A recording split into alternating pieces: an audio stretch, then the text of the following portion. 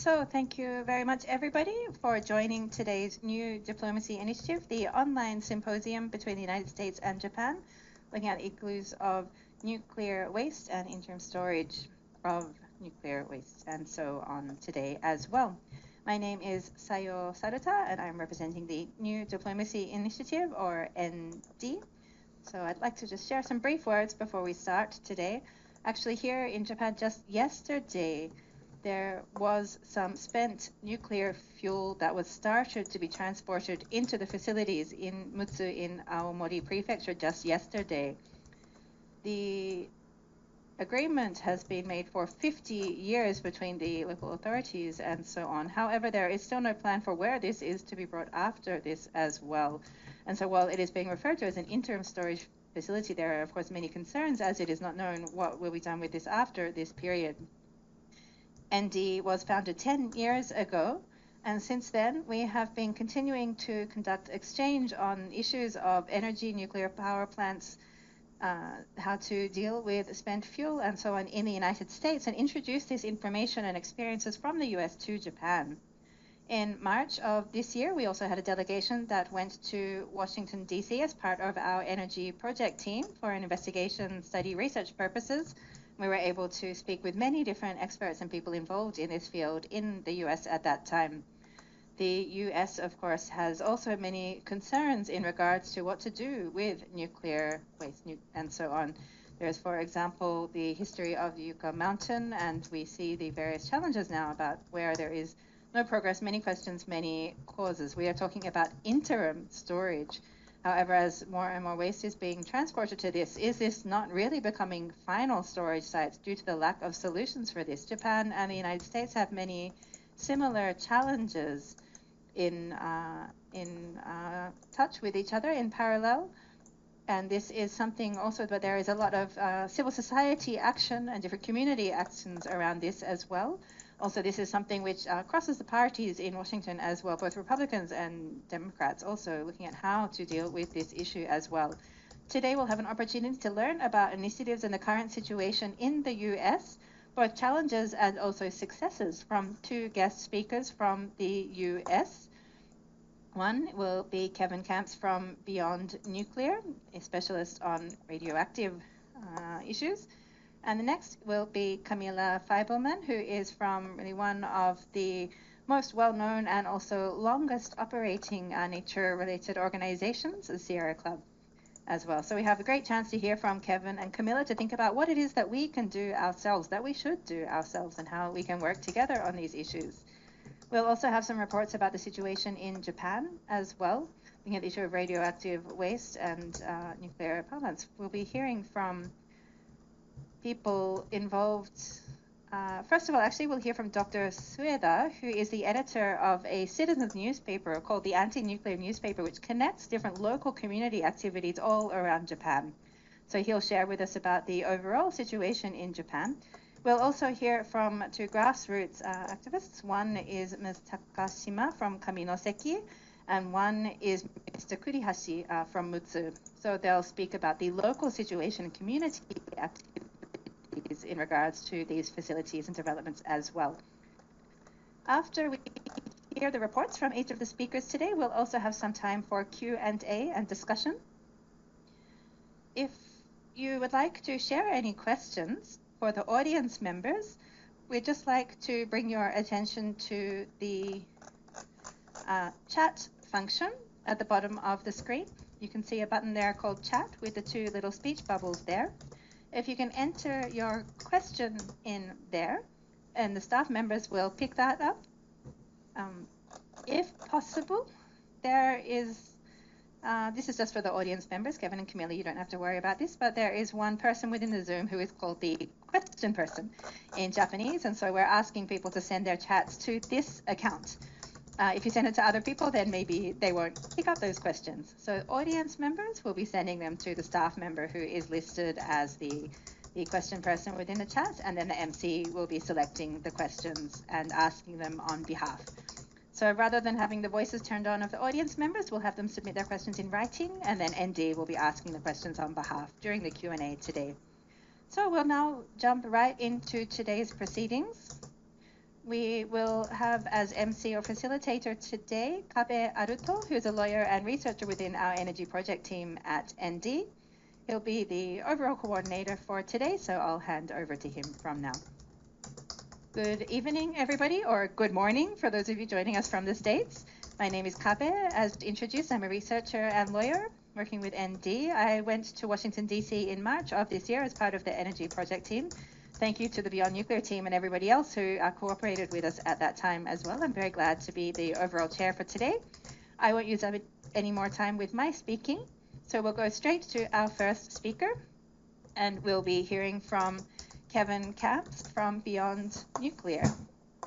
So he is an international specialist from the Radioactive Waste Watchdog, a leading opponent in the United States. Kevin, over to you. Thank you very much. Hello, everyone. My name is Kevin Camps, and I serve as radioactive waste specialist at Beyond Nuclear, headquartered near Washington, D.C. And are my slides visible yet? I can just begin, and once the slides are visible. So I'll be presenting an overview of consolidated interim storage facilities in the U.S. CISFs, as they're known for short, became the Plan B after President Obama declared the repository for highly radioactive waste disposal unworkable in Nevada, effectively canceling the Yucca Mountain project. And you can go to slide number 2. The good news is that we have stopped many CISFs in the past. We're currently battling 2 more right now. The future looks daunting, however. The nuclear industry and the U.S. Department of Energy are proposing more CISFs. I'll be discussing reactions by targeted localities, host states, indigenous communities, Congress, environmentalists, and whole regions of our country.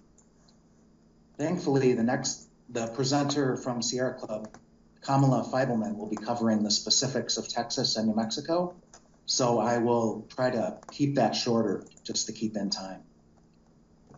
So slide number 3.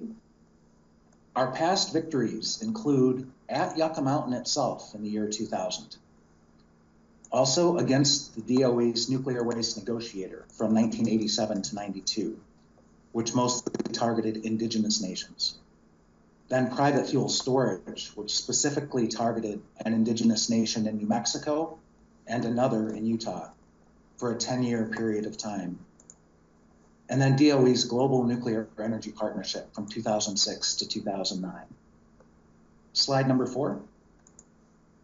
So Yucca was singled out for the permanent geologic repository in 1987 with the enactment of the Screw Nevada bill. But much less known is that Yucca Mountain was also targeted as a CISF, an attempt to also end opposition to the disposal dump. In the year 2000, CIS was then known as Monitored Retrievable Storage. Yucca Mountain is Western Shoshone indigenous land, as acknowledged by the U.S. government in a Treaty of Peace and Friendship signed in 1863. You can see here traditional Shoshone ceremonies, including sweat lodges, still take place at their sacred Yucca Mountain. Next slide. So who supported the Yucca CISF? The same people for the same reasons as supported permanent disposal there.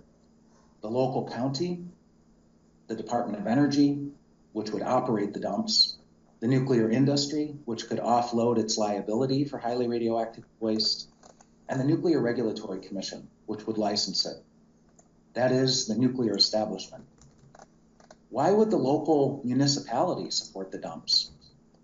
Well, the Nevada nuclear weapons test site is very near Yucca. The federal government had viewed the area as expendable, a radioactive wasteland, since the first nuclear detonation there in 1951. Not only did the sparse rural population come over decades to depend on the jobs and revenues from the Nevada test site, they later sought to deepen their addiction to nuclear money by expanding into highly radioactive waste storage and disposal, despite the high risks.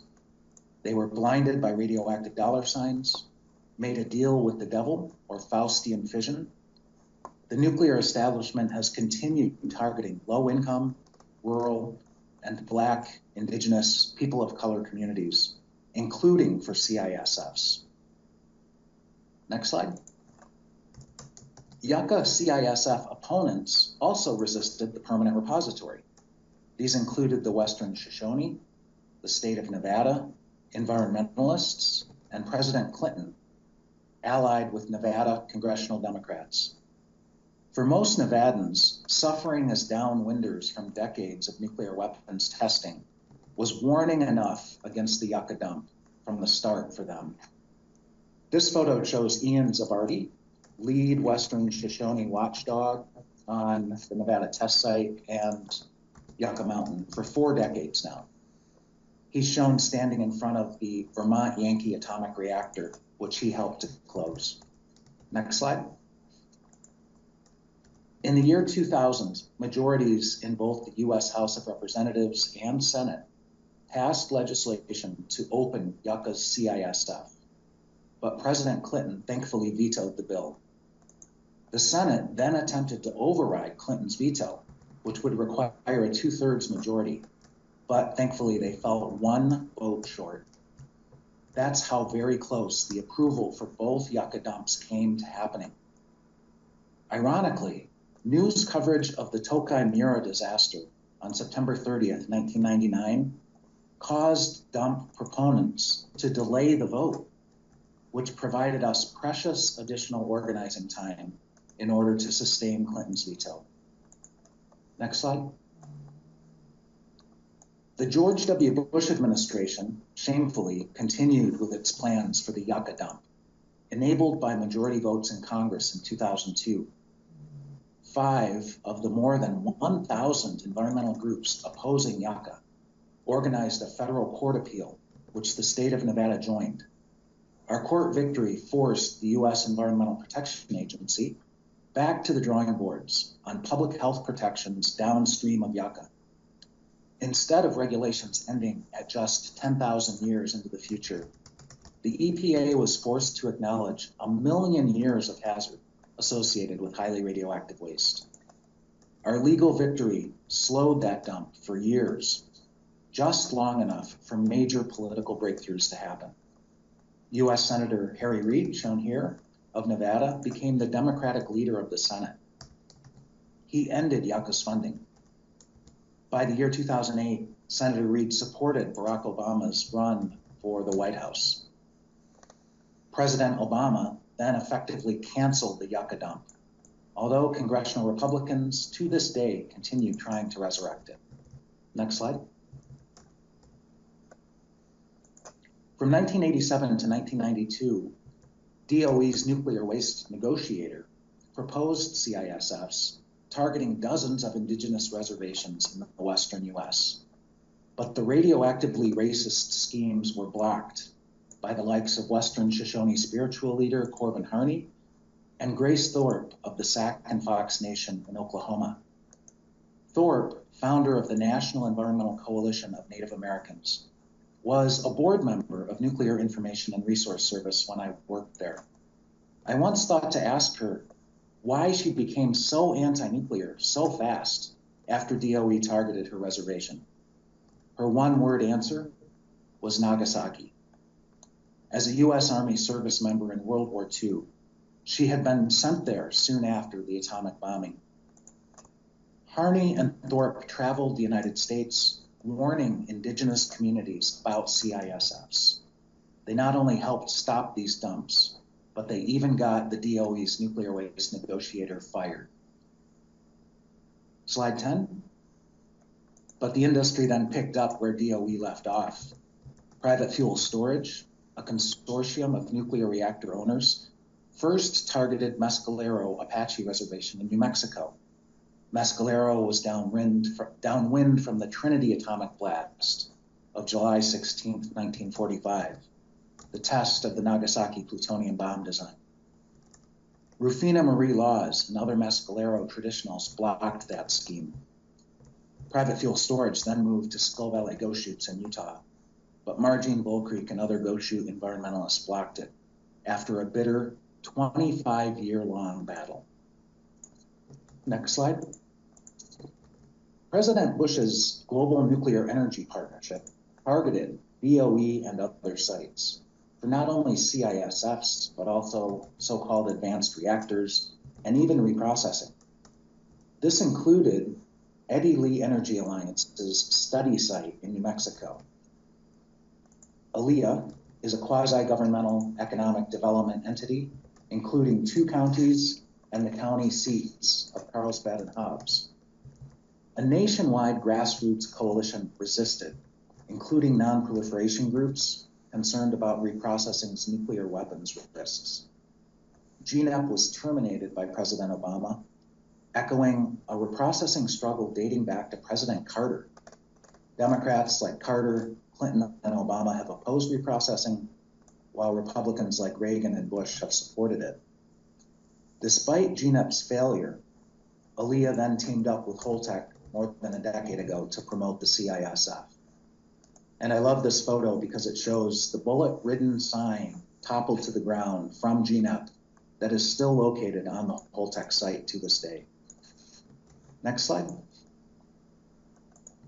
The CISFs we've fought for a decade include Interim Storage Partners in Texas and Holtec in New Mexico. They are very closely located in the Permian Basin, as is the Waste Isolation Pilot Plant, a geologic repository for transuranic contaminated nuclear weapons waste. The Permian Basin is the most active oil and gas production region in North America and perhaps the world. The United Nations International Atomic Energy Agency has warned against the co-location of highly radioactive waste storage and disposal in fossil fuel extraction areas. Next slide. This shows an artist's rendition of ISP for up to 40,000 metric tons of waste. ISP is co-located with waste control specialists, a national local-level radioactive waste dump. WCS is located above the Oglala Aquifer, North America's largest. It extends from the Permian to the Oglala Lakota Indigenous Reservation in South Dakota, across 8 states on the Great Plains, providing drinking water and agricultural irrigation for millions in an arid region.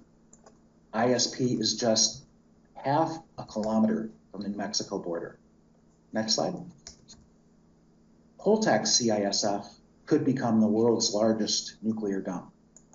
It is only 65 kilometers west of ISP. Holtec CEO Krishna Singh has said he regards ISP not as competition, but as complementary. Could you go to slide 14, please? The 2 CISFs would hold up to 213,000 metric tons of highly radioactive waste, compared to less than 100,000 metric tons currently existing in the US. Holtec's site is just 25 kilometers from WIPP. Originally proposed more than 50 years ago, WIPP opened in 1999, despite determined resistance in New Mexico and across the country. Since the nuclear industry got away with WIPP in the Permian, ISP and Holtec figured they too could get away with CISFs nearby. Slide 15. New Mexico is a majority-minority state. Latinx and indigenous residents comprise more than 50% of the population. New Mexico has suffered worsening nuclear impacts since Oppenheimer opened Los Alamos during the Manhattan Project in 1943. It has suffered fossil fuel impacts for more than a century, never more so than now. The CISFs would increase these burdens on environmental justice communities in New Mexico and Texas. Next slide. A solid decade of grassroots environmental resistance to both CISFs has been very inspiring. An example, records were broken by the number of public comments opposing the dumps submitted to the Nuclear Regulatory Commission during its environmental reviews. This despite the agency ramming through the proceedings during the COVID pandemic ignoring our protests. We nonetheless generated many tens of thousands of public comments in each proceeding. Next slide, 17. Our legal resistance has also been tireless. Accounting for NRC licensing and subsequent federal appeals, our interventions have persisted for more than 10 years, including our opposition to CISFs at DOE's Blue Ribbon Commission for America's Nuclear Future from 2010 to 12. Environmental coalition appeals have been concentrated at the US Circuit Court in Washington, DC, and I've listed the names of the attorneys who've done excellent work for us for this past decade. Unfortunately, as you'll see in the next slide, we have lost before the DC Circuit Court of Appeals on these questions. Also, the state of New Mexico has lost its appeals at the 10th Circuit in Denver, Colorado. But the good news is that our strange bedfellow allies, fossil fuel and ranching company Fasken, and the association called Permian Basin Land and Royalty Owners, as well as the state of Texas, appealed at the 5th Circuit Court in New Orleans, Louisiana. And at this moment, our allies are winning. Next slide, 18. What laws have been the basis for our appeals? Beyond Nuclear's focus has been on the Nuclear Waste Policy Act, which is the primary law on highly radioactive waste management, storage, and disposal, and the closely associated Administrative Procedure Act, which governs the process by which federal agencies like NRC develop and issue their regulations.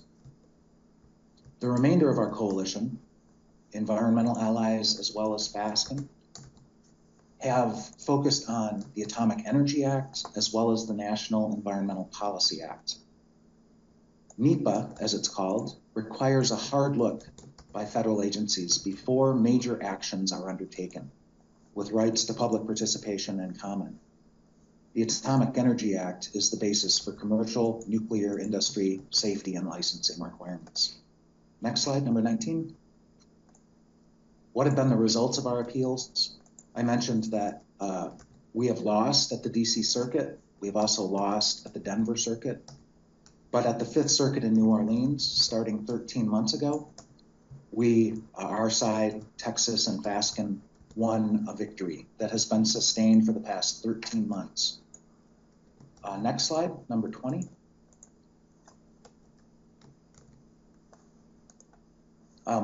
Yeah, you can go to slide number 20. Yeah.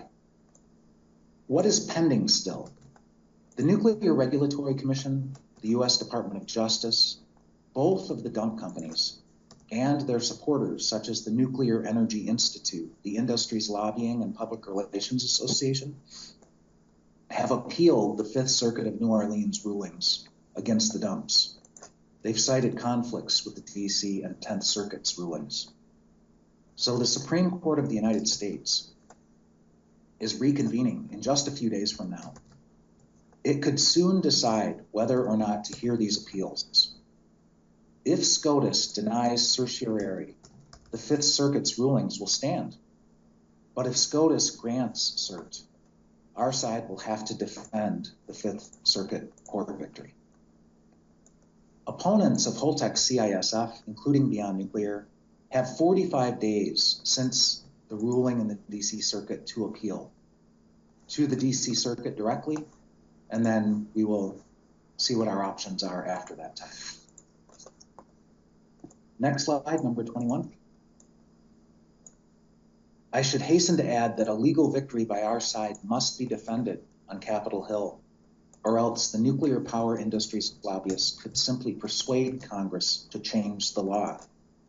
Such shocking reversals have happened in the past, such as the 2004 gutting of the Nuclear Waste Policy Act, which has allowed abandonment of highly radioactive waste sludges in places like South Carolina and Idaho, which will risk future catastrophe downstream when their containment fails.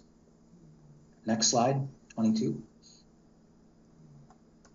Camilla will discuss these victories in New Mexico and Texas up to this point. But I would like to point out on slide 22 the breadth of our coalition, from Texas's majority conservative Republican state government to New Mexico's majority liberal Democratic state government. Although dump proponents could challenge the validity of the state laws that Camilla will speak about sometime in the future, these laws currently serve as another obstacle to these dumps. The state laws show that the states do not consent. Similarly, another example of regional opposition to CISFs is a policy statement issued recently by the 19-state Western Governors Association, demanding that state consent be required for CISFs. Next slide, 23. I'd like to talk about the transportation risks, which have been a major organizing tool for us. Our slogans include Mobile Chernobyl, and another rallying cry was, when it comes to radioactive waste transportation, we all live in Nevada. Educating Americans that most states would be implicated by Yucca Mountain-bound highly radioactive waste shipments by trucks, trains, and even barges was an effective organizing tool. But Mobile Chernobyl still applies. CISFs would multiply these transportation risks, whether they be accidents or intentional attacks. Shipments from atomic reactors to CISFs would be followed then by shipments to a permanent repository, which has not even been cited. This would add millions of shipment miles. This slide number 24 shows Nevada Agency for Nuclear Projects' national map of transportation routes to Yucca. The state agency has been doing trailblazing research on highly radioactive waste transportation for decades. As shown by this map, certain states that don't host reactors, including Indiana, Wyoming, Utah, and New Mexico, would nonetheless be very hard hit by waste shipments originating elsewhere, bound for Yucca Mountain. 75% of reactors and waste in the United States are east of the Mississippi River. 90% of reactors and waste are in the eastern half of the United States. But there has been a long history of the East attempting to dump on the West in our country. Slide 25. ISP has attempted to obscure the shipping routes to Texas by stating any mainline railway could be used without specifying which ones.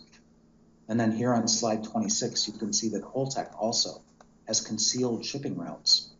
This so-called bounding analysis only shows 4 of 135 reactors across the US, 1 in Maine and 3 in California. So most Americans looking at this map might breathe a sigh of relief, thinking their state is spared these transportation risks, but the routes from the other 131 reactors could pass nearby their home. Next slide, number 27.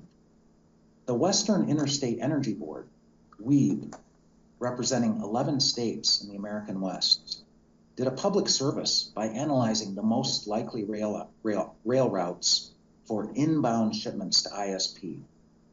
Note that because the two CISFs are just 65 kilometers apart, Holtec's routes would be very similar, even nearly identical. WEEB submitted this map to NRC in November 2020 as public comment on the ISP draft environmental impact statement. And it's very valuable to us given all the secrecy about the transportation routes. Next slide, 28.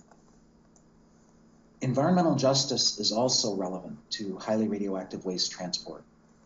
Mustafa Ali directed environmental justice at President Obama's Environmental Protection Agency.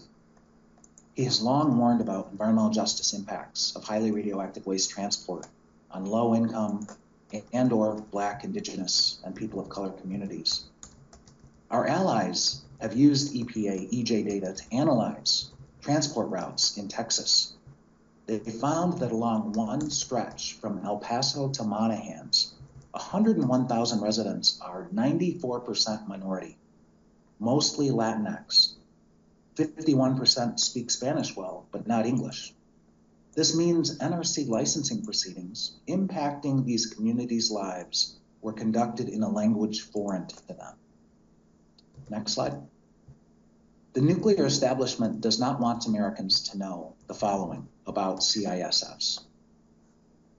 Transportation routes and risks, that CISFs are likely the prelude to reprocessing, that so-called interim storage actually risks becoming de facto permanent abandonment at the surface, what we call parking lot dumps, and that bribery of low-income communities is not consent. If you could go to slide 29. DOE's current consent-based siting initiative is again targeting Black, Indigenous, people of color communities while calling it an EJ initiative. This is Orwellian. Holtec is additionally currently targeting the state of Arkansas. Another company is targeting California for a CISF, and the Department of Energy has many more sites in mind. And then my final slide, slide 30. What do we prefer instead of CISFs? Stop making highly radioactive waste, phase out nuclear power, replace it with renewables, efficiency and storage, transition to carbon-free, nuclear-free electricity. As an interim measure, require hardened on-site storage at the nuclear power plants for the highly radioactive waste that already exists. And finally, require stringent criteria for a permanent repository to ensure safety, security, health, and environmental protection. Thank you very much.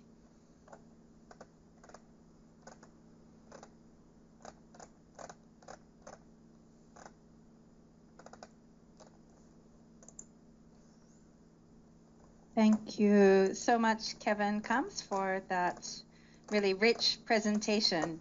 Although the time was very limited, you were able to cover so much information about the current situation in the United States, including the different legal proceedings and so on as well. So thank you so much, and we look forward to hearing from you more during the discussion later. We'll now bring our focus to Japan for the next speaker, and we'll be hearing from Dr. Sueda, who is the editor of the Hangenpatsu Shimbun, or the anti-nuclear newspaper connecting communities all over Japan. And we'll have another 20 minutes from Dr. Sueda now as well.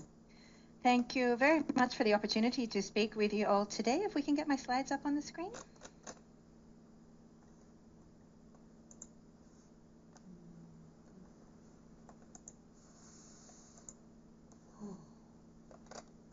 So I'm glad to be able to speak to you about Japan. Since the Fukushima nuclear power plant disaster, the number of plants which have been restarted are still limited. We can go to the next, one slide before. So this is showing the current situation in Japan, particularly the amount of spent fuel which is stored. The different bars all represent different nuclear power plants in Japan. And so before the Fukushima nuclear plant disaster, this had been and so on. However, now this is just being stored in these. The red section is the amount which is currently stored, and the transparent part at the end of the bars shows the remaining capacity in each of these as well. So we can see that some of them in another 3 years or in another 5 years are expected that all of the pools will be full. In regards to the storage measures, the different utility companies are announcing different measures. For example, there is, for example, pool sharing, which is saying that, for example, if we take Kashiwa, they are talking about sharing this between different reactors, for example, there as well. Re-racking is another method. If we can see here, within the spent fuel pools, there are various racks there which contain they are keeping them in blocks in this way, but they are looking at, for example, making a smaller gap between each of these re-racks so that one pool can contain more spent fuel rods within. This is another method which is being done. If we can go back to the previous slide. So that was the column of re-racking. And on the right is dry storage, which is what will be the focus of what we're talking about today. In many different nuclear power plants, this is either under construction or under review at the moment as well. So this is where there is a lot of attention or moves towards developing this. On around the third, where there is a circle, this is the Fukushima Daiichi nuclear power plant, which was, of course, the site of the disaster and the meltdown. The very bottom is Tokai Daini, which is also, of course, as you are familiar with. This slide here is showing the situation of the dry storage on site at the Fukushima Daiichi nuclear power plant. After the earthquake and the tsunami inundated the area, large quantities of seawater and sand and debris from this tsunami came in there. We could see these four here, which were temporarily or completely submerged in seawater following the tsunami. This is a photograph that was taken somewhat after this, but we can still see seaweed and debris on top, for example, here. It was Kobe Steel Engineering which had created these, and they said that the containers were safe even despite this tsunami. So there's various essays and so on that the manufacturers have put out talking about the safety of the dry storage. This is the dry storage facility at the Tokai Daini nuclear power plant, the second facility, which is now under still being used. In the United States, facilities in dry cask, because there is much more space, often the containers are kept outdoors, we understand, or at least as we've heard. But in the case of Japan, where the land area is much more limited, they are often kept in these metal containers within indoor facilities, is the standard procedures in Japan, without having the building surrounding, looking at, for example, ensuring that there can not have going over the standard of 1 millisievert per year for people's exposure in surrounding areas, for example. This is why it needs to be contained in these buildings. Or, for example, looking at the working environment for the laborers on the site as well, being able to have enough space between where these are stored is why these are held within buildings in Japan, because of the limited area available.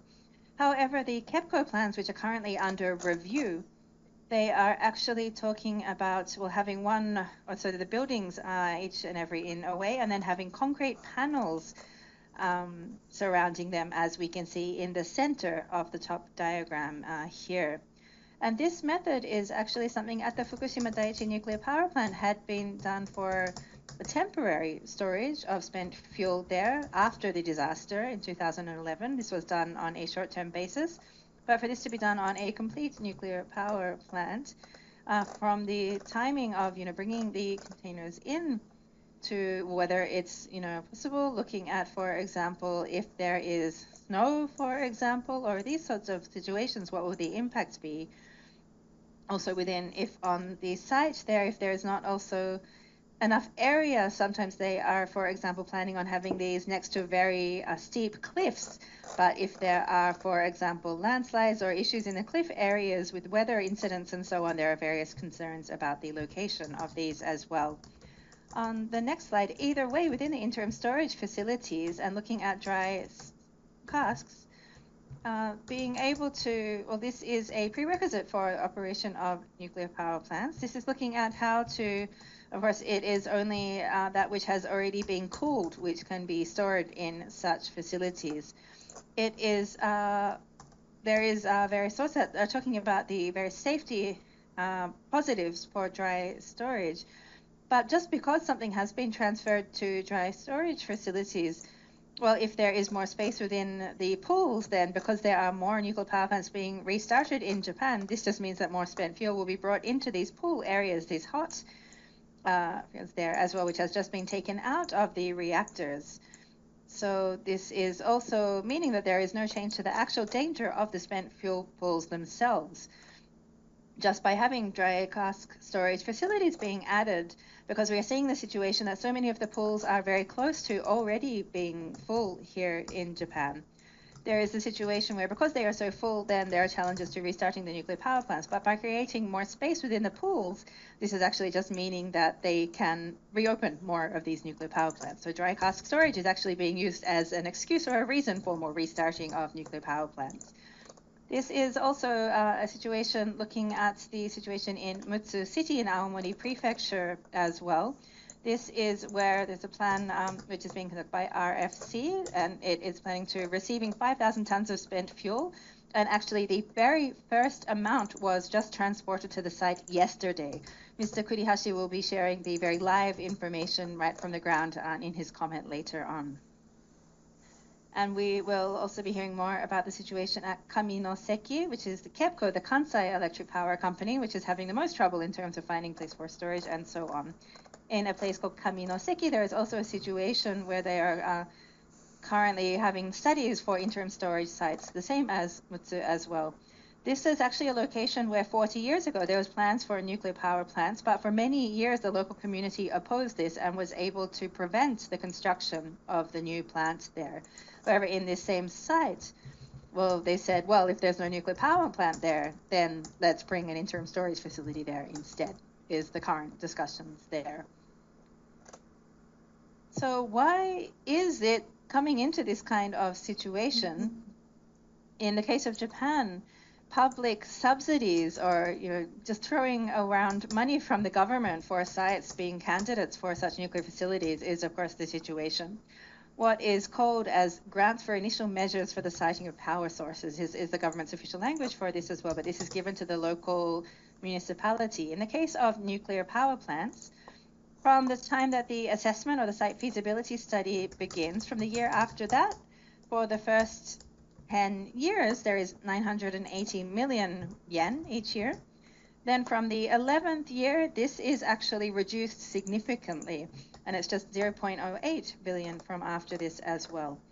So we can see the first 10 years, there is a huge amount of money, and then this decreases quite a lot. And so this means that the local municipality and the local utility companies and so on were thinking, well, if we're not having a nuclear power plant there, let's bring in the interim storage facility there instead. Since last year, the site feasibility studies began, and until the local governor gives their consent, 140 million Japanese yen is issued every year until that consent. It's a huge amount. And so we can see that for the people who are promoting nuclear facilities within the local community, they see this as a very strong economic incentive. This is sort of the answer, the response that they've made in regards to the refusal of having the nuclear power plant there as well. However, in the case of whether it's the interim storage and these other issues as well, the situation or the problem here in Japan and everywhere around the world is that there is no final destination which is available, has been decided for this as well. If we say that the interim storage is planned to be used for 50 to 60 years, for example, Rokkasho Reprocessing Plant, which is still only under review, it's still not operating, but it is said that the operations will be for around 40 years. So if the storage is 50 years, well, we don't know when or if Rokkasho is ever going to start operations as well. So, but it can mean, of course, that it won't be operating. So where does this come into the fact? There was also a plan to create a second reprocessing plant after Rokkasho, but this is not concrete at all. Following the Fukushima nuclear disaster, these plans have not moved forward at all. This means that there is no destination at all decided after this interim storage. And actually, this is not a voice only from the anti-nuclear movement, but even from the chair or the previous chair of the NRA, the Nuclear Regulatory Authority here in Japan as well, talking about, he made a statement in a press conference publicly about this concern that there will be no place to take the fuel after this interim period. And so in regards to this, both the Kaminoseki community members and ourselves have conducted negotiations with the Ministry of Trade and Industry's Energy Agency, asking about, well, where this is going to be taken to. But the only response that they give is that, well, by the time of removal, it will be operational and it will be taken to the reprocessing plant. So we'll say, well, is that Rokkasho? Or you can't say this concretely, but they only give the same very abstract response, not saying anything concrete about where it's actually going to be taken. And then when we had another similar negotiations with this community, the citizens from Mutsu, we had the same response from the government. That's all that they're able to say. They're not able to give any kind of concrete explanation, which is extremely irresponsible. However, despite that, the Aomori Prefecture government and the local government in Mutsu approved the bringing in of the waste yesterday. So the situation of the Rokkasho Reprocessing Plant, it is planned to be up to 800 tons per year to operate for 40 years. Originally, it was meant to be completed in 1997.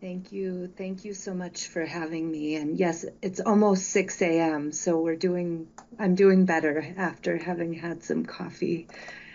I'll take a moment to introduce myself. As our host said, I'm Camilla Feibelman, and I have the privilege of being able to work as a community organizer in the community where I was born and raised of Albuquerque, New Mexico. And as the speakers have proceeded, I've been reminded, even though I didn't plan to say this, about the connections of New Mexico to Japan in our nuclear legacy.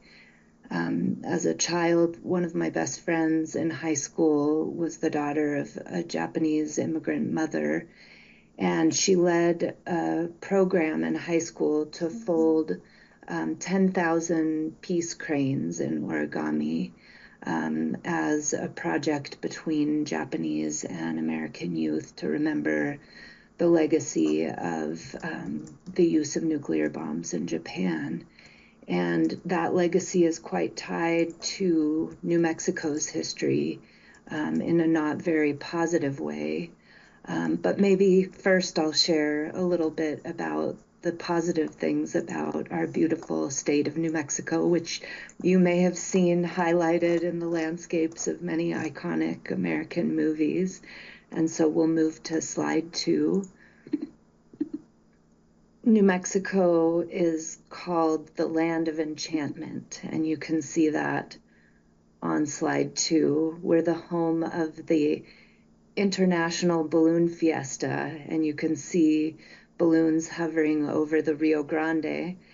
Now, because of global climate change, often our river runs dry, not just because of mismanagement of the river, but because we find ourselves in a 1,000-year drought, and the impacts of climate change are extreme in New Mexico. We are warming at a rate faster than any other state in the country. We're experiencing severe forest fires followed by floods that often remove topsoil. And we're experiencing, as I said, drought, new species of mosquitoes, and often we'll hear nuclear energy posed to us as a low carbon alternative to the combustion of fossil fuels.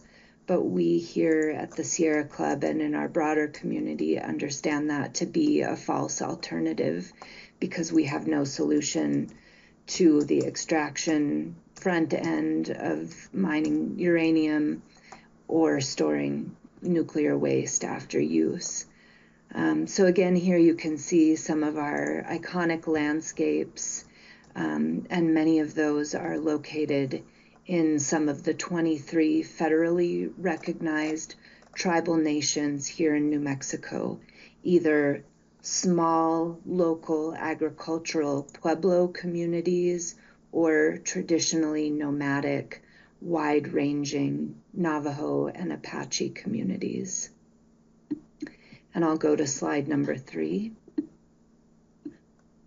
New Mexico, as I've mentioned, is also home to a radioactive legacy that's still doing harm to our communities. There are 261 former uranium mine sites and 8 former uranium mills across private, tribal, state, and federal land in New Mexico. As Kevin mentioned, on July 16, 1945, the U.S. government tested the nuclear bomb, and despite a valiant effort by the victims of testing, they've gone uncompensated, and a last opportunity to receive compensation went unvoted on in our federal Congress. And at the Los Alamos Research Lab, not only is there a legacy of plutonium contamination, but maybe what I've mistakenly called low-level radioactive waste that's transported to the WIPP site in Carlsbad, New Mexico, which was meant to be maybe not a temporary storage site, but at least a site that would close and a more permanent site would be identified. And so that means, in addition to this long legacy, we actually don't have any nuclear reactors in the state at all, although one of our 3 large-scale utilities uses nuclear energy from a plant called Palo Verde in Arizona. Also at Los Alamos, we're experiencing a lot of controversy around the renewal of pits in nuclear weapons, which not only implies a certain amount of proliferation, but at the same time very local impacts of expanded construction of homes, roads, and crossing of protected areas with transmission lines to support a much more intensive use of the area. Next slide. Despite passing, and I should say I'm on the 4th slide, despite passing Senate Bill 53, which bans the storage of high-level nuclear waste in New Mexico, we still face the threat of a project given NRC's issuance of a license in May. Communities that have opted to host nuclear power plants got the energy from these plants, got jobs and property taxes, but Holtec and the local leadership that propose exporting these nuclear wastes want to impose the costs to communities along rail lines and to New Mexico, despite, and again, there being no nuclear reactors here. There are 75 operating and non-operating plants around the country. 90% of the waste is on the East Coast, so that would have to be sent to New Mexico by truck and rail line. And it's worth really remembering that despite this sort of feeling in New Mexico that all the costs are being exported to our state, that locally and for years, in many cases decades, communities fought the establishment of these plants, in part because there was no clear plan to understand where and how to store the nuclear waste. So now let's turn to slide 5, and I'll go a little bit deeper into the environmental community's proposal to how to store this waste. And as the title of my presentation implies, our sense is that beyond stopping our production of nuclear waste and prohibiting any future production of nuclear energy, that we need to store the waste at the closest, safest location. In this image, you can see an example of dry storage where the fuel rods go to continue air cooling. A number of years ago, nuclear activist community members developed the hardened on-site storage principles for safeguarding nuclear waste at reactors, and that was endorsed by my organization, the Sierra Club, in 2006, to advance the safety of dry storage. HOS is intended to minimize cask movement, protect casks from external damage, and maximize leak monitoring. If leakage is detected, systems need to be in place to address and mitigate it. A large number of organizations have supported the HOS principles. However, they're yet to be adopted by industry. And I did find it interesting to hear the previous speaker's concern that the potential for on-site dry storage and additional storage, wet storage, could actually perpetuate further production of nuclear waste. But instead of our very sensible proposal for on-site dry storage, a company called Holtec that Kevin mentioned wants to bring the entire store of high-level nuclear waste by rail to southeast New Mexico, passing through thousands of communities along the way. And if any of you watched the failure of the train transportation of chemical waste in Ohio, you can understand our concern when it comes to using the nation's maybe not failing rail system, but at least a rail system that requires quite a bit of updating. And now I'll turn to slide number 7. The facility would be located on 1,000 acres of land between the towns of Hobbs and Carlsbad, New Mexico. This land is currently used for grazing, and it is owned by the Eddie Lee Energy Alliance. And I'm on slide 7, the next slide. Though the mineral rights below the proposed storage facility are owned by the State Land Office. The State Land Office owns lands throughout New Mexico that can be used for certain extractive or renewable purposes, even economic development purposes, to generate funds for the educational system in New Mexico. But the key to understanding the risks here, even in such a rural and remote area, is that within a 10-mile radius, there are 2,500 oil and gas wells owned by 54 different companies, none of whom have agreed to stop it or slow extraction in favor of the Holtec facility to mitigate what could be the impacts of increased induced seismicity from fossil fuel extraction in light of the unprecedented Permian oil boom. So just to provide a little bit of an additional context here, New Mexico has rather suddenly become the second largest oil extractor in the entire country. And what that means is that in addition to pulling up oil at unprecedented levels, we're also creating what's called produced water. These are the ancient subsurface waters that come up with oil extraction, and those waters are either stored in pools or are re-injected back into the ground. And that can create what's called induced seismicity, which are earthquakes, which don't combine very well with the storage of high-level nuclear waste. I'll turn to slide 8, New Mexico rail routes. The company Holtec has declined to share the exact train routes that it would use, but the rail system hasn't changed much over the years, and locations of the closed and existing reactors with waste is well known. So if you look at this map just of New Mexico, you can expect that in a community like mine, which is Albuquerque, it's not the capital, but it's the largest population, is really the rail crossroads.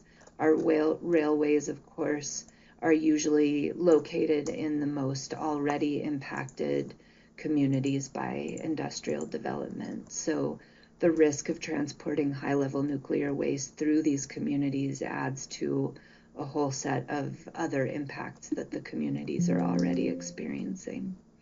And now I'll move to slide 9. Holtec is proposing to bring up to 100,000 metric tons or 30 million spent fuel rods in 10,000 casks over the first 20 years of its operations. For my 8-year-old, that would mean he was 28 by the time they had transported all of this material through our community. The facility would have no dry transfer system to address leaking or compromised casks.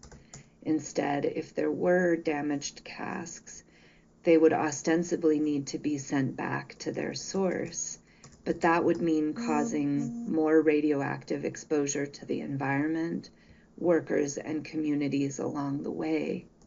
This exposure would make sending the casks back very risky. The company says that the casks will never leak, but what happens if they do?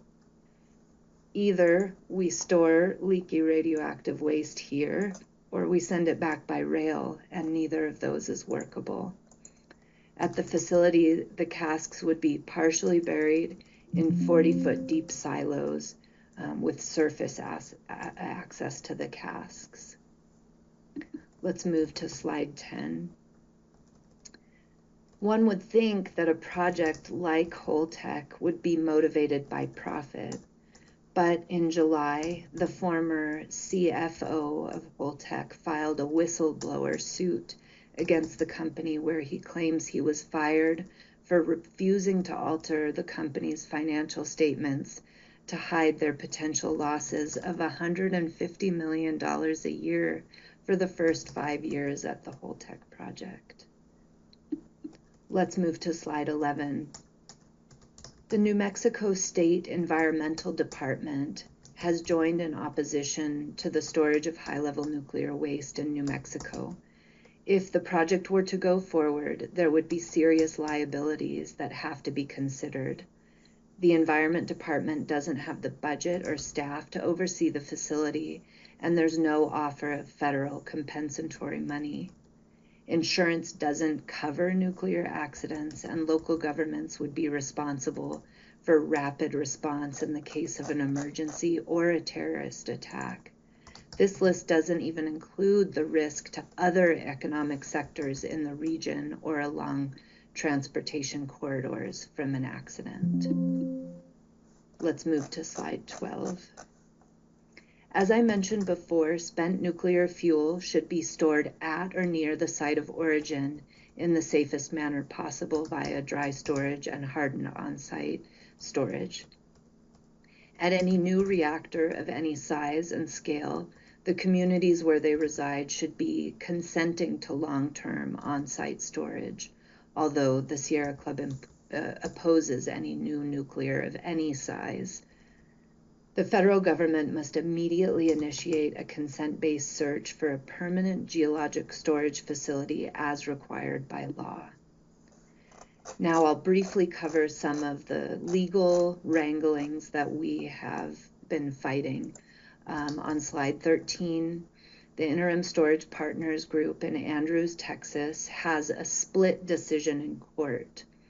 The DC Circuit Court decided against Beyond Nuclear and our various partners to challenge the NRC license, while our Fifth Circuit Court decided that the state of Texas, along with the state of Texas, should vacate the NRC license. The Fifth Circuit may be before the Supreme Court, and as Kevin mentioned, at the next deciding session in September, we'll know if our federal Supreme Court will take the case. If they do, we'd likely see a decision in June of 2025. If the court does not take the case, then the Fifth Circuit denial stands. And I'll move to the next slide. The company Holtec, which is proposing the interim storage site here in New Mexico, filed for a license with the NRC in March of 2017, and the Sierra Club, along with many other groups, including Beyond Nuclear, attempted to intervene in the case so that we could make our arguments against the license, but we were denied that opportunity, and from there we went forward in a series of court wranglings. And now I'll move to slide 15. I'm moving a little bit quickly because I'm running out of time. As you can see in this slide, there have been a series of legal questions, and in some points they are differing. What happens before the Supreme Court this month will tell us a lot about what our next steps forward are. On slide 16, you can see some of the reasons that we are calling for the denial of the license to the Holtec project. The first and most important piece is that federal law requires the establishment and operation of a permanent storage site before any interim storage site can begin operation. Holtec has made false claims in its filings, and those are some of the reasons that we feel that a license should be denied. One of the other technical concerns that we have is the gross underestimate of the total volume of lower level radioactive waste that will be generated at the site over its life and that will also need to be stored. And on slide 17, you'll see our concerns about the need for more national environmental review and the need for a more clear transportation plan before a license would be issued. On slide 18, you'll see a huge community response opposing the location of this high-level nuclear waste in New Mexico. You'll see local New Mexico Native American tribes opposing the project. You'll see local governments opposing the project and agricultural groups, in addition to community and environmental groups. And on my last slide, you'll see that thanks to a huge outpouring of community and elected leadership in 2023, during our 60-day legislative session in state, we passed Senate Bill 53, banning the storage of high-level radioactive waste.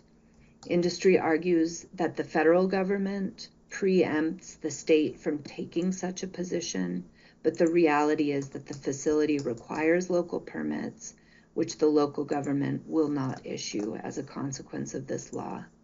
In conclusion, there's very little that humanity does that does not have an impact on the environment and our health. But when we choose how to power our lives, we have to compare our choices. Nuclear energy poses too many risks for our world from the point of view of extraction, storage, transportation, and more. Let us choose energy that works now and does the least harm, starting with renewable energy, conservation, and storage. Thank you.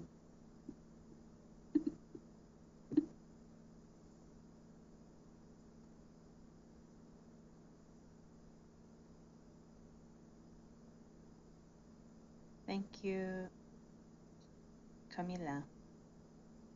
We really appreciate the presentation that you've just shared, which really gave us both the overview, but also really the specific details of on the ground in New Mexico and areas about what the situation there, the different activities, and so on as well.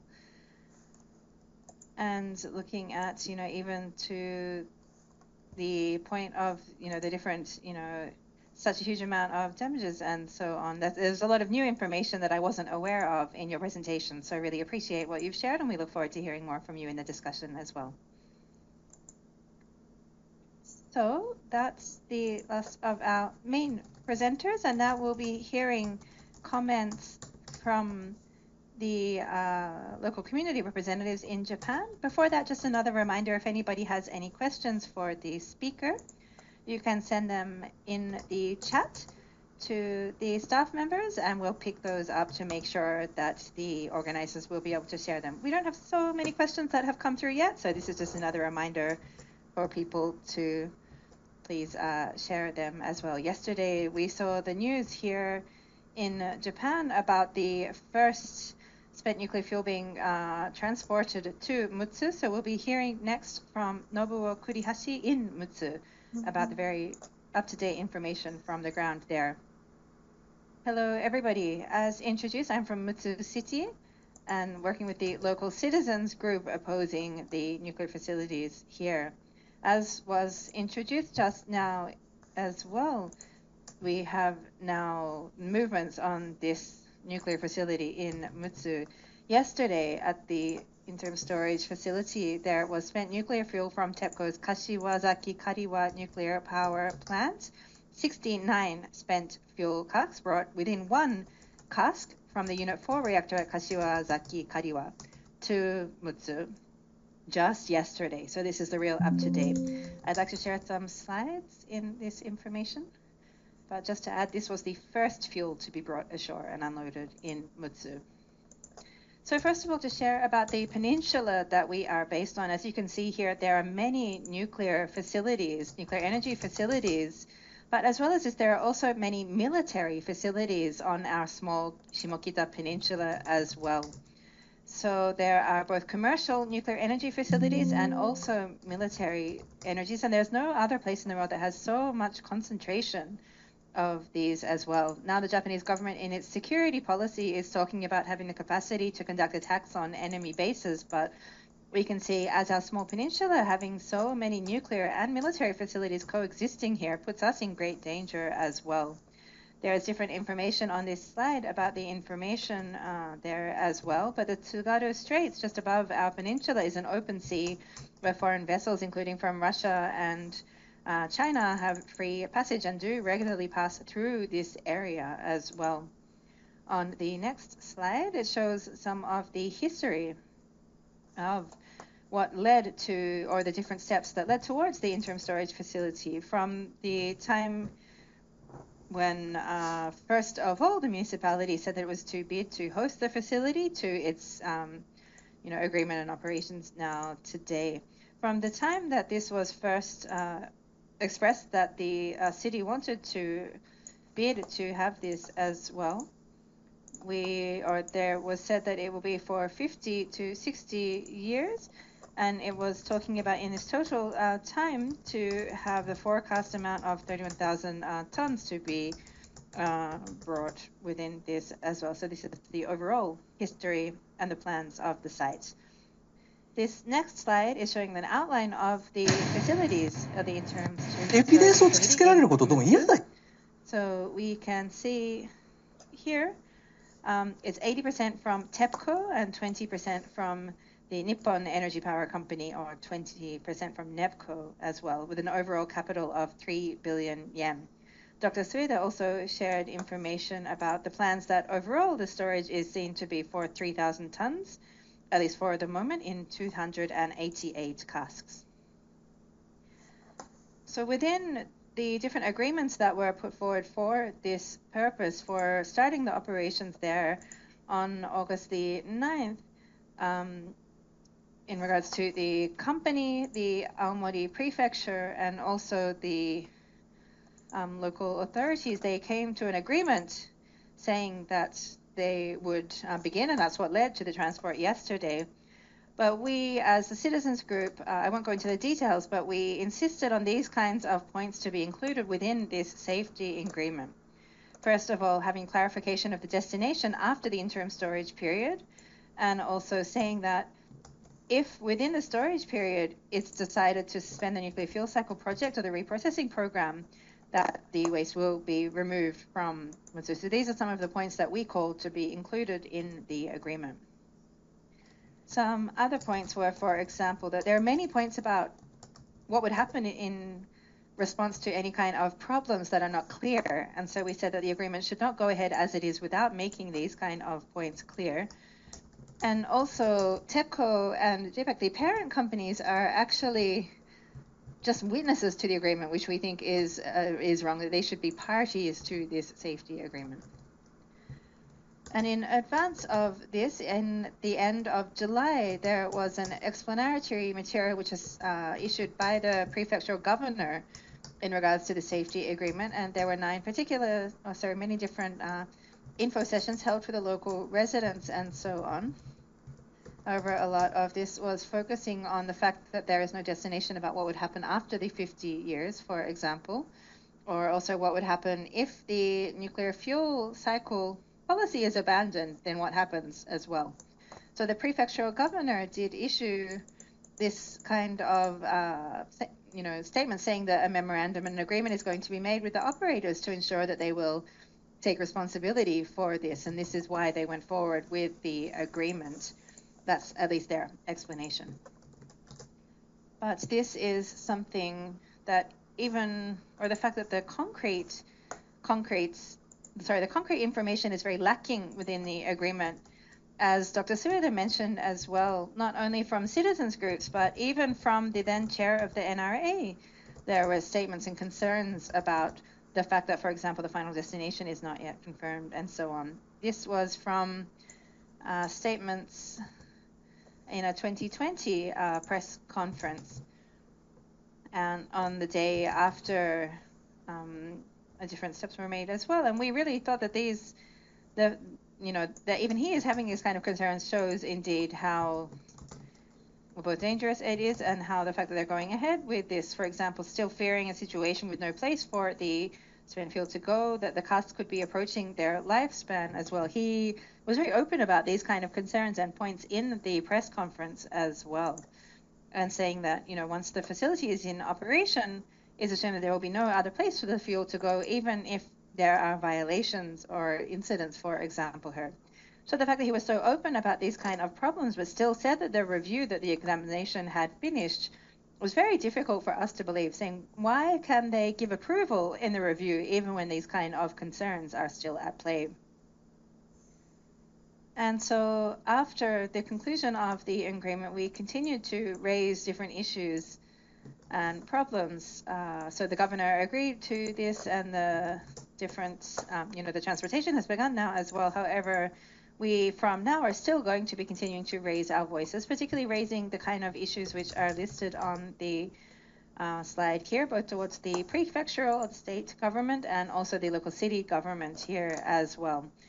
As we are continuing to attend the different information sessions, explanations by the government, and raising the fact that they're not giving the specifics that they're needed. And the details of some of the issues that we're raising here are, for example, looking at the off-site center as well. So because, for example, they're saying that they're sharing the Higashidori nuclear power plant off-site center in order to rush the delivery of the spent fuel. But we think that there's no need to allow this delivery before the dedicated center is actually completed. They are trying to create this or to construct this, but before this is even finished, there's no need to rush this delivery of the fuel. Also, looking at the details between the agreement or the contract between the operator and the parent companies for storage is not made open to the public. They say that this is because of business-related reasons, business secrets and so on. However, this is not just a business issue. It's looking at, what to do in the case of a disaster, in contingencies, what happens in, for example, what kind of measures are used for the transportation of the waste here as well. And so the fact that this kind of information is not made or is not disclosed to the citizens is something that we see as a great problem. So yesterday, the casks which were brought already onto the site in Mutsu, so these are actually brought from a company which was found to have some cover-up problems in the past as well. And so something which, looking at that, there are these different issues with the disclosing of irregularities. This is a company called JSW, which is the manufacturer of the storage casks. But the company has been completely also not owning up to these issues or not taking responsibility and so on. So it's actually known that these casks were manufactured more than 10 years ago. However, this was covered up as well. And so they say that there's 60 years lifespan for these, but if it's already made 10 years, there's maybe already some deterioration of the casks as well. So we need to pay attention to these issues of the length of how long these casks are used, any problems with the manufacturers, and so on. If we can go back to the previous slide, just one point I want to share as well. In number 2, there was also, it's more than 30 years since construction began at Rokkasho, and it's still not finished there as well, the reprocessing plant there as well. So the fact that they're still, using this or basing their agreements on this as well, but it's unclear how.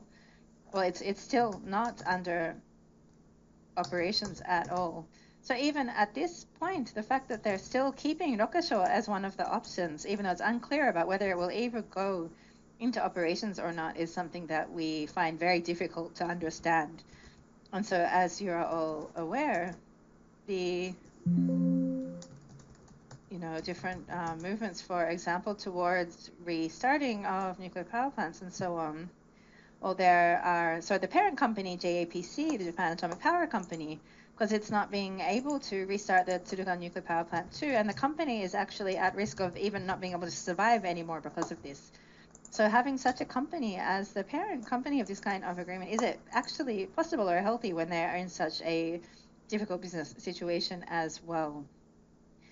And so the JPC, actually, the company had announced the 27th time that they will be having in another 2 years, another 2 weeks, explanation situation for the citizens on about the construction, and saying about, it had been written in the descriptions or the explanation and so on about when these different aspects of the construction would be finished and so on.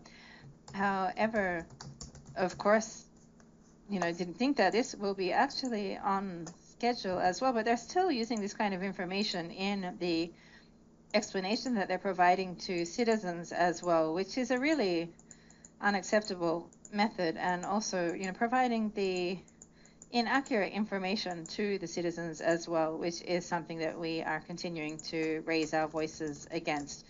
Or at the very least, until they are actually even knowing where this is going to be transported to, for our local community, becoming a site not only for interim but potentially for permanent storage of nuclear waste.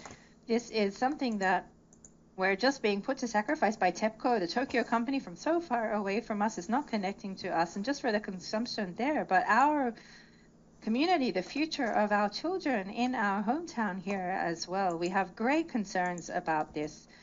And the fact that if the Mutsu facility is going to start operations from now as well, this is not an issue only for the city of Mutsu, but for people all around Japan, where there are, or directly relating to the potential restart of nuclear power plants, all Japan as well. This is something we're very concerned about, and that we need to look at, or we can see, for example, the different industry interests and so on, looking at restarting the nuclear power plants more and more, which we are very strongly opposed against, and we need to continue to monitor, to pay attention and take action as well. And at the very least, ensure that until any kind of reprocessing project is actually on track, they should not be allowed to start the delivery of the spent fuel to the facility in Mutsu.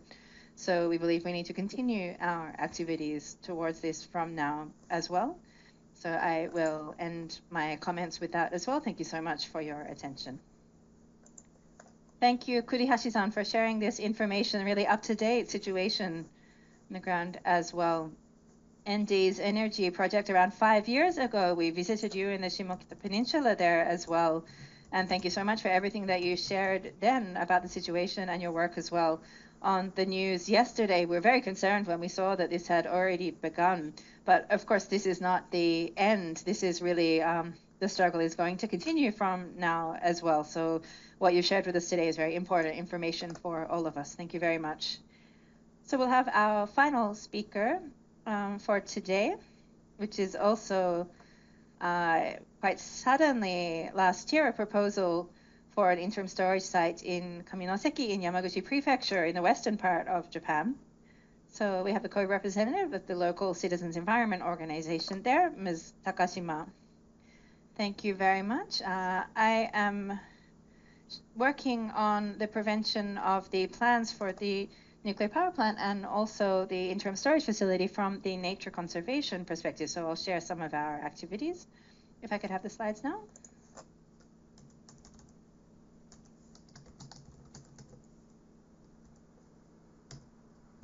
So first of all, I'd like to share a little bit about the location that we are in. This is on the western side of the Seto Inland Sea in the western part of Japan, as you can see in the picture here. So this is known as a Sea of Miracles by different environmental researchers as well. The first reason for this is looking at, for example, the fact that it also has the healthy ecosystem of the Seto Inland Sea damaged by land reclamation, marine pollution still remaining. So despite that development, it's still there. And therefore, there's a set of genes which are lost in other areas of the region which are still remaining here.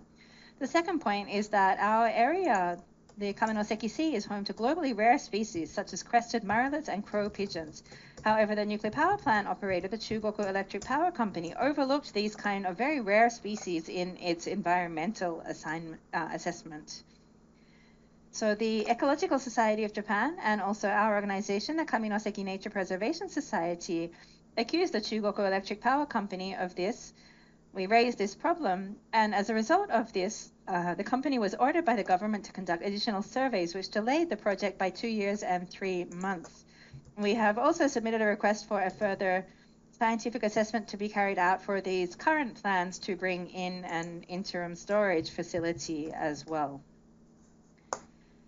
And so also looking at, for example, various different nature organizations, bird organizations, ornithological organizations, and so on are working together with us as well, including the Nature Conservation Specialist Committee of the Ecological Society of Japan.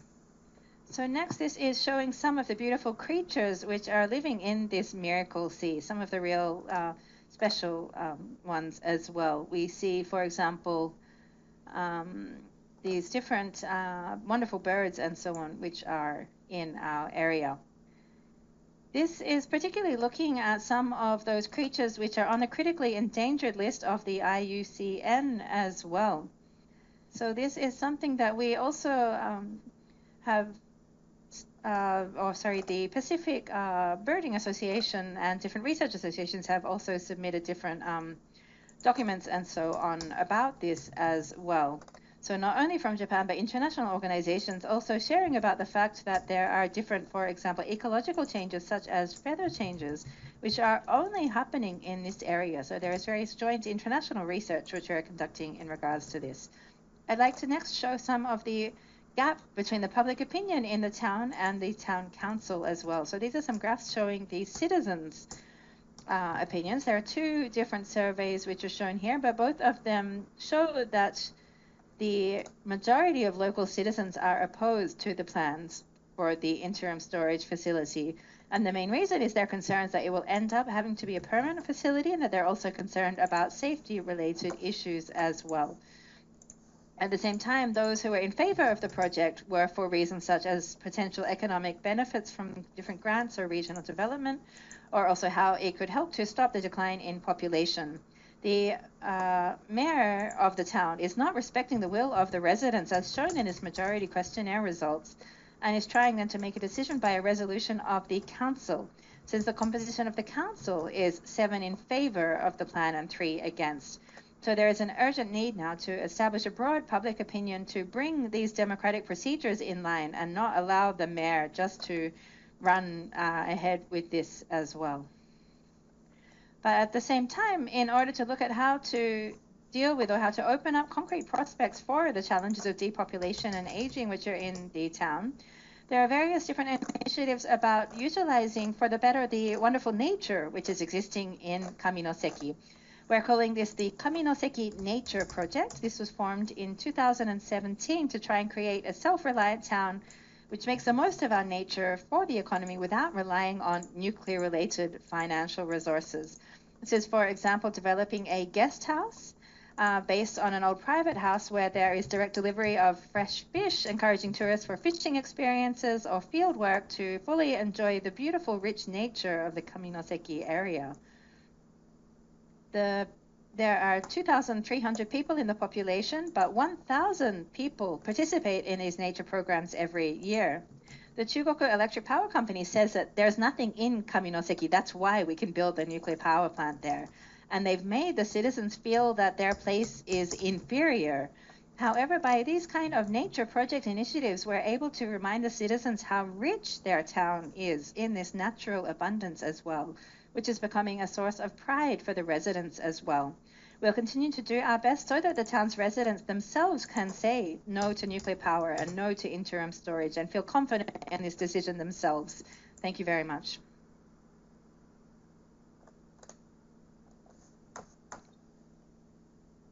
Thank you so much for sharing this information from Kaminoseki in Western Japan. So that brings us to an end to all of the reports or the presentations today. For the remainder of the time, we will go into question and answer for today. We don't have so much time, but we're sure that we can have some rich discussion together. I've been collecting some of the different questions which have come from the chat, and I'll be asking them of the audience member, from the audiences. We first have a question which is for Kevin, actually.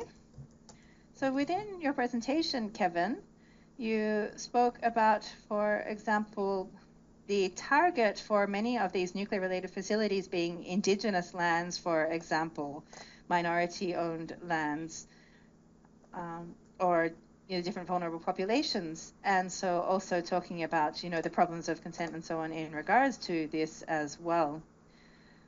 Within this, we also looked at the survey from Kaminoseki, which was just shared, and saying that people see that, well, they have to choose this because they need a way to develop their local area, or they see a need for economic incentives, for example. This is one of the reasons maybe that local communities may be in favor. But how do we look at struggling against these sort of looking for economic initiatives, or what kind of methods do you see as arguments against these potential economic incentives for nuclear developments in local communities? Sorry, that was rather a long question, but if you could have your response. Yeah, I saw that same connection in Ms. Takashima's presentation. At Skull Valley Ghost Shoots in Utah, for example, there were rumored to be $200 million being offered to the tribal council to take 40,000 metric tons of commercial irradiated nuclear fuel. The tribal council chairman, who was actually disputed, there was an election dispute decades ago, was interested in the money, and money was already flowing. And you could tell on the indigenous reservation who was a supporter and who was an opponent based on the quality or the newness of their home. New mobile homes indicated these were tribal supporters of the dump. They were getting money from the dump company. Opponents continued to live in their traditional homes, which many times this was a low-income community, were in various stages of disrepair. So the resistance at Skull Valley Ghost Shoots, Margene Bull Creek, whose image was shown, she proposed an alternative economic development plan of traditional herbal healing. And also, as Ms. Takashima just said, nature preservation, tour a federal wilderness area surrounding the reservation, preventing the establishment of a railway that was needed to deliver the waste. It was the first wilderness designation at a federal level in Utah in a generation. So similarly, the Western Shoshone have actively underway a traditional healing center. It's an alternative economic development idea, but it's also a part of their traditional culture.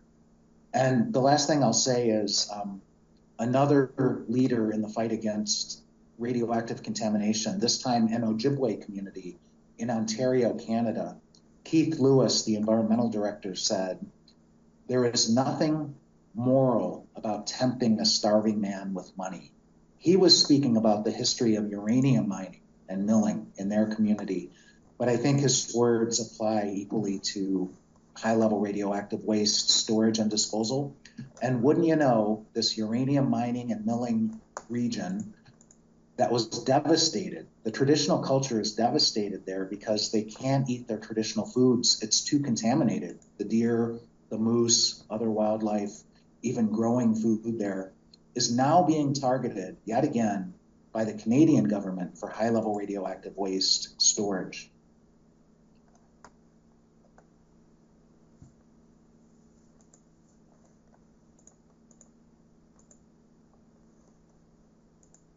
Thank you for that response and also for the question. We have another question which is a little bit related. And this is a question maybe that Camila would be best to respond. But within Kevin's comments, he mentioned about the environment related issues and so on. And Ms. Takashima also mentioned the nature in Kaminoseki, the different rare species there and so on as well. Looking at the issue of lawsuits now underway in the US, looking at the issue, for example, of biodiversity or also environmental debates or points, how much or what kind of a weight do they have within these ongoing lawsuits in the US? I'm a lawyer, so I'm also very keen to learn more about this, but where's environment lie within these discussions? Thank you for the question, and I really appreciated the focus on nature impacts and especially our natural resources as alternate economic development opportunities. In our legal proceedings, we have not focused so much on the impacts to the local environment, but more on the potential impacts from some sort of accident along the railways. And I did want to just speak to the previous question for a moment. Actually, in New Mexico and the 3 surrounding states, which we call the Four Corners area, the Navajo Nation is the largest landmass population for an indigenous nation in the country. And the Navajo Nation recently approved emergency legislation meant to strengthen the tribal law that regulates the transportation of radioactive material across what is the country's largest reservation. So although As Kevin pointed out in his presentation, 90% of the material is coming from the East Coast. The San Onofre nuclear plant on the West Coast would very likely have to travel through Navajo Nation to get here. So there I think are some logistical, legal obstacles for transporting waste. But when it comes to looking at sort of the outdoor economy, the wildlife economy, one of the big arguments at our state legislature in favor of banning high-level nuclear waste is that because our state is so reliant on oil and gas extractive income, we are desperately looking for ways to diversify our state's economy. And one of the big, I'll say two economic alternatives has been the film industry, because we have such an iconic landscape. You think of the Western landscape, and New Mexico is what you see on screen. But also we have a big growing outdoor economy. People come here to do the road trip through the great American Southwest to see these iconic landscapes. And when a state becomes the country's nuclear waste dump, you lose that opportunity.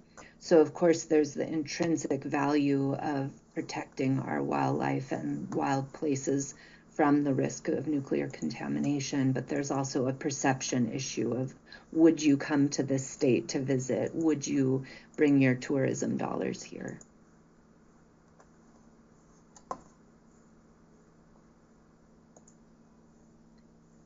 Thank you for that response. Where within the lawsuits, for example, if you could just share a little bit more, are there any lawsuits which are focusing on nature or environment related issues?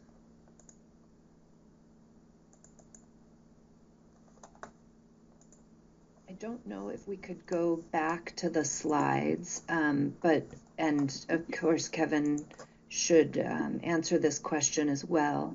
But if you look at our slides, I lay out the legal basis for our opposition to the license in New Mexico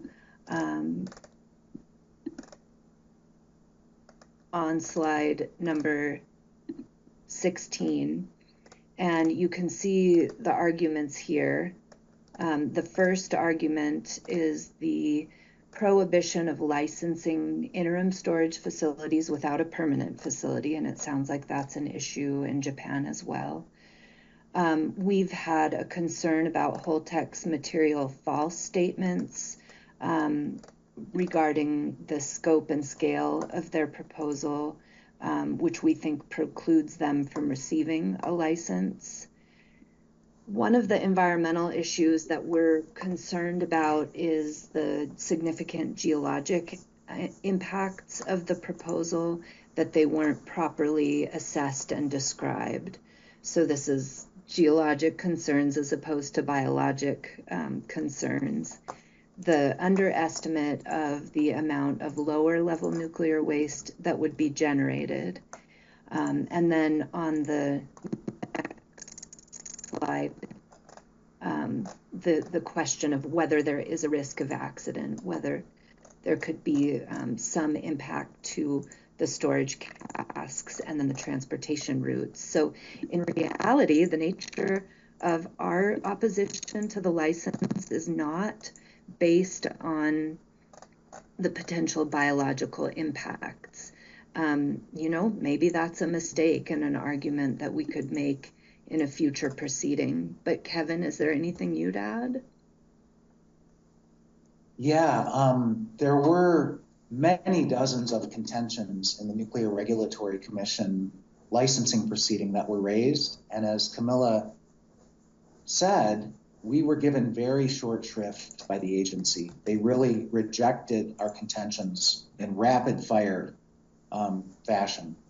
When we went to court, we had to be very careful in which contentions we tried to appeal, because we were given very short word lengths by the court. But I'll just share with you that some of those contentions that were raised by the Environmental Coalition, and we divided them up to try to raise as much as we could, included endangered species issues, both in New Mexico and in Texas, but especially New Mexico. Species of lizard that live on the Holtec site, a really beautiful showy bird called the lesser prairie chicken. These are endangered species suffering significant habitat loss. Now radioactive waste being moved onto that habitat. So there was that, and another environmental issue that needed much more attention, but yet again, with our limited time, word lengths, and resources, we had to choose carefully what we thought was most strategic. But I mentioned the Oglala aquifer that's under probably both sites, but definitely under the Texas site. This is a critical natural resource in the United States. As I mentioned, I believe it's 8 states on the Great Plains depend on the Oglala for drinking water and irrigation water, let alone its interactions with the surface environment in terms of wildlife. So there are very significant environmental issues at play. The transportation issue that's been raised again and again, Camilla mentioned it, the East Palestine, Ohio rail disaster was toxic chemicals. It was vinyl chloride. But the organization Nuclear Information and Resource Service will often ask at the time of these accidents on the rails, what if high-level radioactive waste had been on that train? And so in Ohio, unfortunately, nearby that disaster was a salamander sanctuary. They're called hellbenders, a very strange name. These are giant salamanders. They're sometimes 2 feet long and critically endangered across the United States. And so tragically, one of these sanctuaries was immediately near the East Palestine disaster site. So these are some of the environmental issues that swirl around these questions.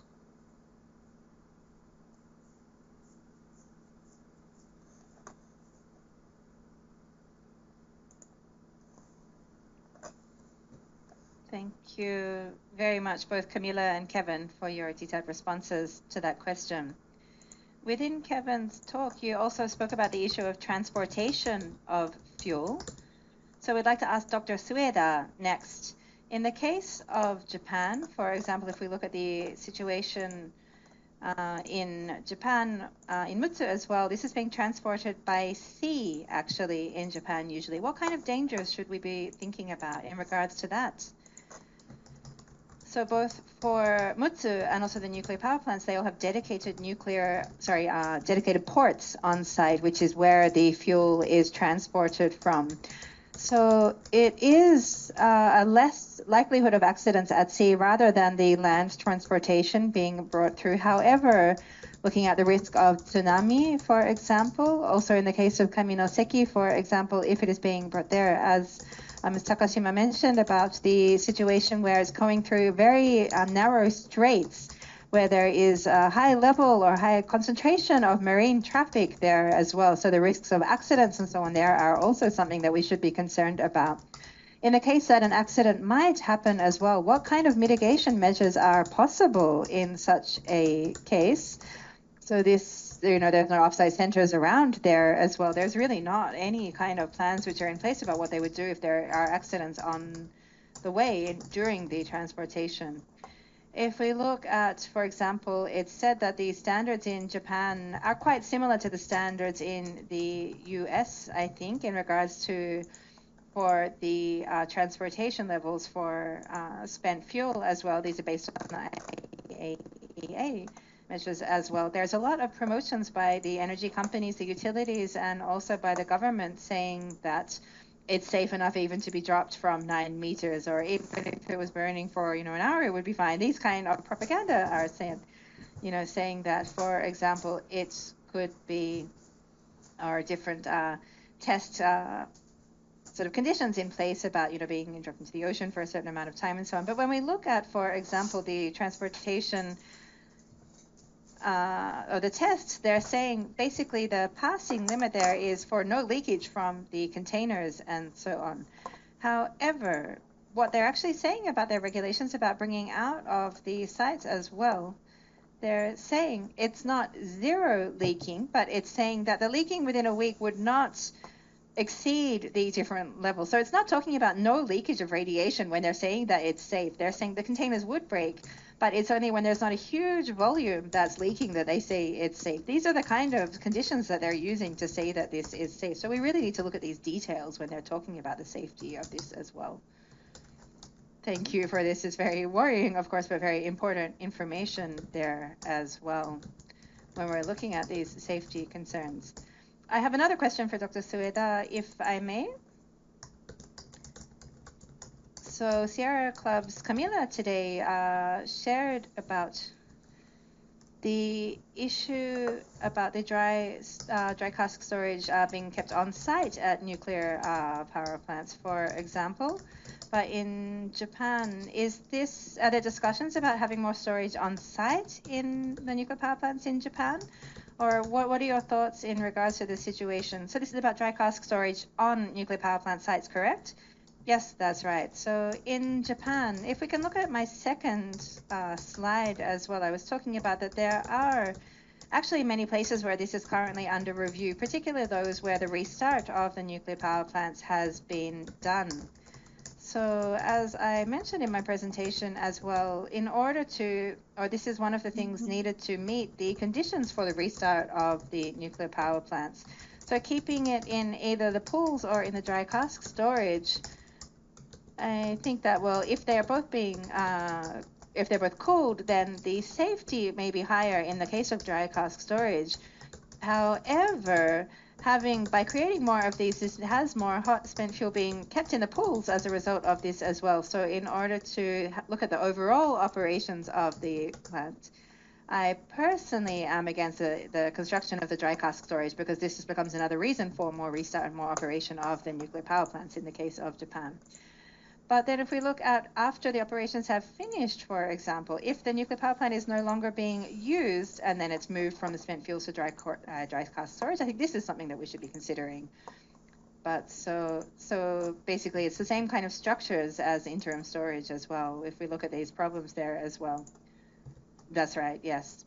We have another question for Kevin next. Within your slides, you mentioned about the different sort of the secrecy around, or the obvious secrets which are being used in regards to the reprocessing and so on. And saying that within the US, there's also challenges of finding the final storage sites, and there are also voices in favor of reprocessing more and more in the US, for example, as well. Or if you could share a little bit about your own thoughts and also the overall discussion about reprocessing in the US. Yeah, I mentioned that political divide, that Democrats have opposed reprocessing and Republicans have supported it. There was an exception. President Ford, who preceded President Carter in the early 1970s, was against reprocessing. The reason was that India had used US reprocessing technology and a Canadian research reactor to begin its nuclear weapons arsenal. So his response was to that, and also his election against Carter, who was very strongly anti-reprocessing. So there's a history of back and forth. Reprocessing is such a bad idea. Not only the nuclear weapons proliferation risks of separating plutonium-239, as was mentioned by a previous speaker, but also the environmental ruination, destruction caused by reprocessing's releases to air and to water. Just look at France as an example of that, large-scale radioactivity releases. But the US has its own history. West Valley, New York, near Buffalo, large-scale releases from both commercial and military-related reprocessing, again near indigenous communities like the Seneca, the worst surface water contamination in the country at the time. And that was from a very small amount of reprocessing taking place. So at Holtec in New Mexico, at Interim Storage Partners in Texas, it's sort of an open secret. For example, the lead partner in Texas is Orano of France, formerly Areva, formerly Kojima, the biggest reprocessor in the Western world. and they very much would like to reprocess in Texas. Holtec, especially its local partner, Eddy Lee Energy Alliance, are very interested in reprocessing. From time to time, they will say this publicly. Mostly they keep quiet about it because they would like to just get their facilities open, get the waste there, then take steps to reprocess. And like I said, there would be large-scale releases of radioactivity.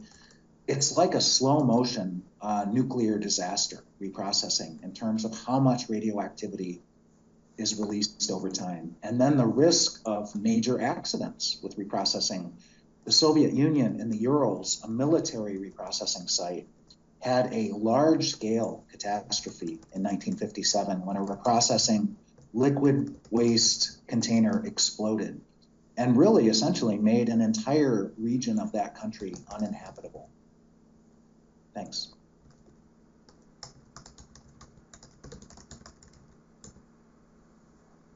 Thank you, Kevin, for that response.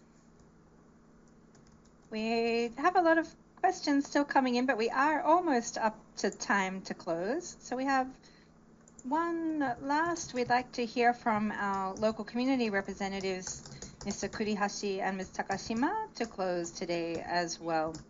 So we'd like to ask you, of course, in today's symposium, well, we don't have a live audience from the US with the timing. However, we will be making this into a video available in English and Japanese later, and so we'll have messages available for US audiences in the recording afterwards.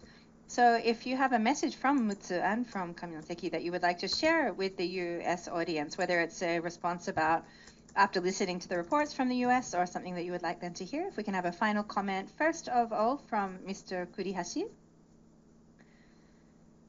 Thank you very much. Looking at the issue of the reprocessing plant, which has been mentioned as well, but I think this is something which is, so important as well, looking at when we're considering the necessity of this, but this is something that if we look at, for example, the other operators and the politicians in Japan really seriously thinking about this. I really question their sort of what they're meaning and so on when they're looking at moving forward with the nuclear fuel cycle policy and just forcing this upon the Aomori Prefecture as well. So in regards to this, I think this is such a, unrealistic policies that they're putting in place as well, but we really feel great concerns about this. And on the longer line of this as well, there is of course the reprocessing plant, and looking at if there is, a collapse of the nuclear fuel policy as well, then I think, it's very clear that at the same time, their policy about the nuclear fuel cycle, if they do abandon this, then, Aomori Prefecture will still be there for having to take on this high-level radioactive waste and end up being a final depository site as well. There are these we have these real worries locally here. So when we're looking at it's just going to bring in, no matter where we're looking at, very, difficult challenges, different situation as well. So I really feel thinking about how do we actually direct our energies from now is really quite a question as well that I'd really like to think about together with everybody from now as well. Thank you very much. Thank you, Mr. Kurihashi. And how about you, Ms. Takashima?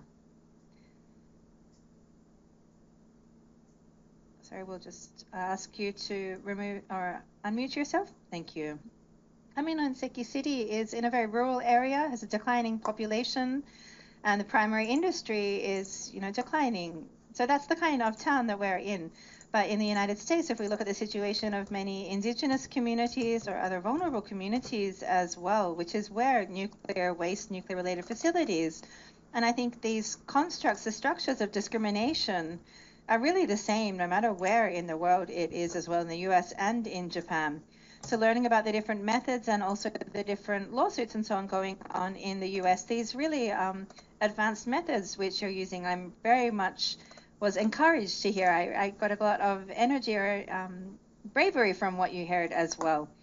But the mayor in our case is who has the deciding power in regards to the interim facility. So looking at how we can continue our advocacy to prevent the nuclear power plant and also interim storage facility, and to really bring a no answer. We'll continue to make our efforts. So thank you for today. Thank you, Ms. Takashima. So now we'll end the part of today's session. Thank you so much. There's so much that we still would like to hear, still that we could talk about, I'm sure. And sorry that we weren't able to respond to all of the questions which came in as well, but we will wrap up today's symposium now. We hope this was a start to or a further step towards connecting across the Pacific Ocean between Japan and the US to see how we can share our lessons and experiences, and step a little bit forward more about how we can continue our advocacy and working together from now as well. Thank you so much, everybody, and I'll hand back over to Sayo Saruta to close. Thank you so much, everybody, for really very meaningful discussions today. As has really been shared, the situation in the US and in Japan, there are many similarities. For example, one thing that wasn't so much talked about was looking at the economic merits, only going to the corporations, for example. This is something that we're seeing in Japan when it's looking at the nuclear fuel cycle, and I think we heard about this in Japan as well. And looking at New Mexico, which doesn't actually have nuclear power plants, but still having to suffer so much as a result of this, is also, well, if we look, Aomori does have a nuclear power plant, but who is using the electricity from that? It's those of us here in Tokyo. The electricity that is being made there is not being used by the people of Aomori, but is the people here in the capital. So these kind of structures and so on, I think, are things that we really share in common as well. It's really the same situation. And so with those people who are in favor of these, they have, of course, this network of international corporations. It's called, the Nuclear Village or the Nuclear Mafia here in Japan. There are these international linkages between them, of course, in not only the US and Japan, but globally, moving forward with this kind of industry as well. So we hope that we will have our own connections across the ocean globally as well, between the US and Japan, and internationally, building upon these connections more, seeing how we can continue these linkages and how to resolve and make change in these issues together as well. So having the chance today to speak and hear from people who are working, fighting against similar issues and struggles in different countries, sharing this kind of exchange of information was very useful, and we hope to continue this from now as well, and also to have some impact and change together as we're continuing our initiatives and efforts as well. Thank you so much for the future too.